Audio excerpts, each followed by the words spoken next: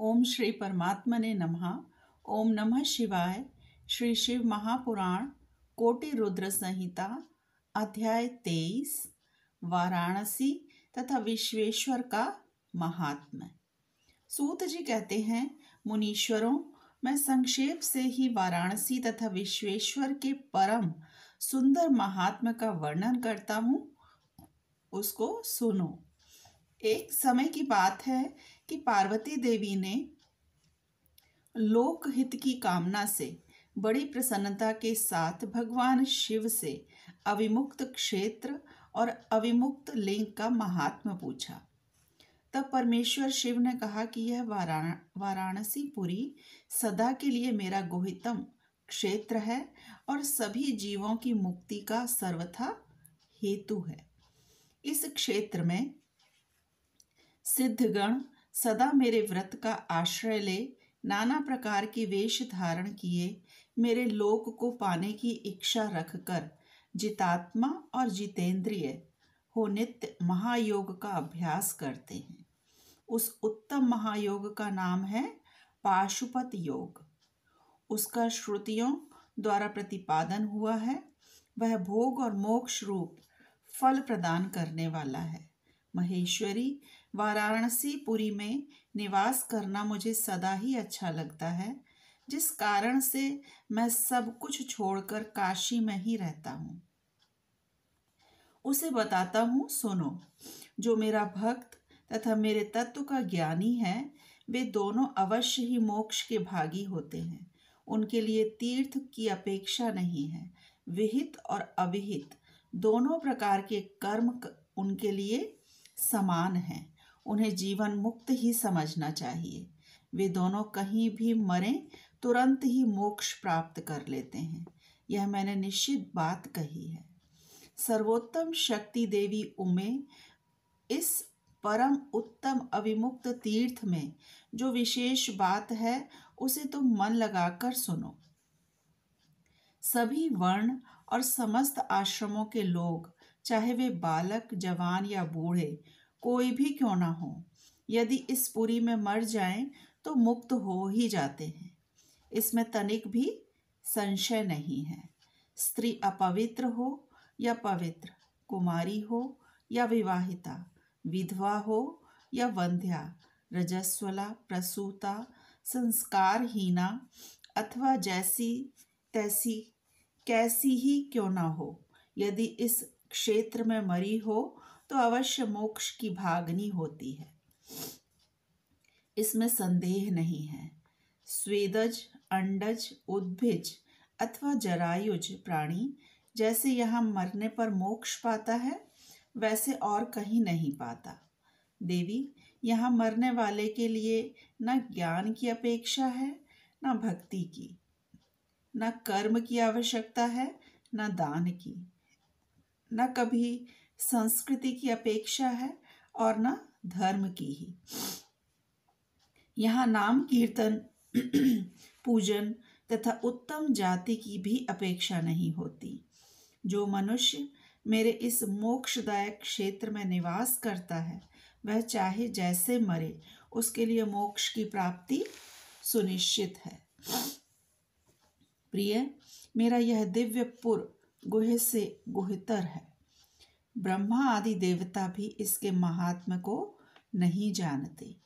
इसलिए यह महान क्षेत्र अविमुक्त नाम से प्रसिद्ध है, क्योंकि नैमिष आदि सभी तीर्थों से यह श्रेष्ठ है। यह मरने पर अवश्य मोक्ष देने वाला है। धर्म का सार सत्य है, मोक्ष का सार समता है, तथा समस्त क्षेत्रों एवं तीर्थों का सार यह अविमुक्त तीर्थ काशी है। ऐसी विद्वानों की मान्यता है।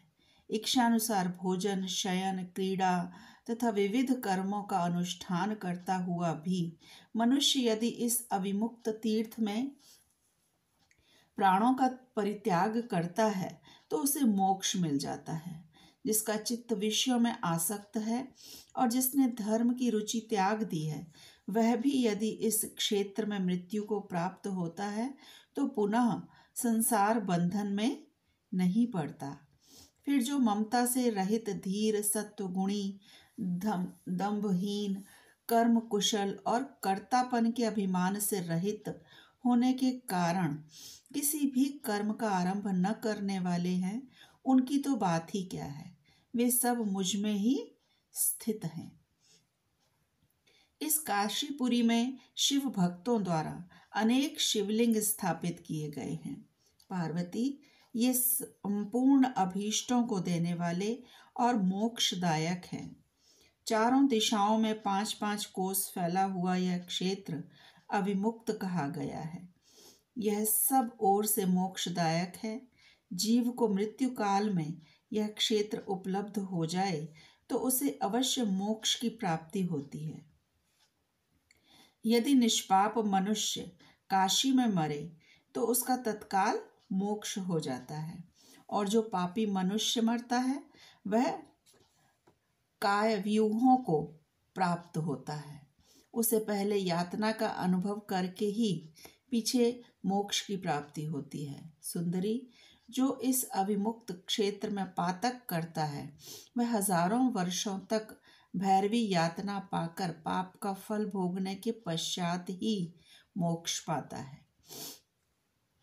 शतकोटि कल्पों में भी अपने किए हुए कर्म का क्षय नहीं होता। जीव को अपने द्वारा किए गए शुभाशुभ कर्म का फल अवश्य ही भोगना पड़ता है।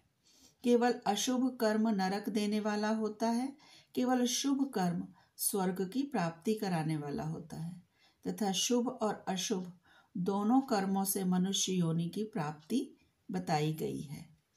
अशुभ कर्म की कमी और शुभ कर्म की अधिकता होने पर उत्तम जन्म प्राप्त होता है।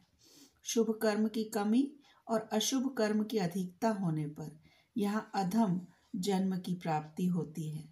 पार्वती, जब शुभ और अशुभ दोनों ही कर्मों का क्षय हो जाता है तभी जीव को सच्चा मोक्ष प्राप्त होता है। यदि किसी ने पूर्व जन्म में आदर पूर्वक काशी का दर्शन किया है तभी उसे इस जन्म में काशी में पहुंचकर मृत्यु की प्राप्ति होती है। जो मनुष्य काशी जाकर गंगा में स्नान करता है उसके क्रियमाण और संचित कर्म का नाश हो जाता है, परंतु प्रारब्ध कर्म भोगे बिना नष्ट नहीं होता। यह निश्चित बात है। जिसकी काशी में मुक्ति हो जाती है उसके प्रारब्ध कर्म का भी क्षय हो जाता है। प्रिय, जिसने एक ब्राह्मण को भी काशीवास कराया है वह स्वयं भी काशीवास का अवसर पाकर मोक्ष लाभ करता है। सूत जी कहते हैं, मुनिवरों, इस तरह काशी का तथा विश्वेश्वर लिंग का प्रचुर महात्म बताया गया है जो सत्पुरुषों को भोग और मोक्ष प्रदान करने वाला है। ओम नमः शिवाय। शिवजी सदा सहाय।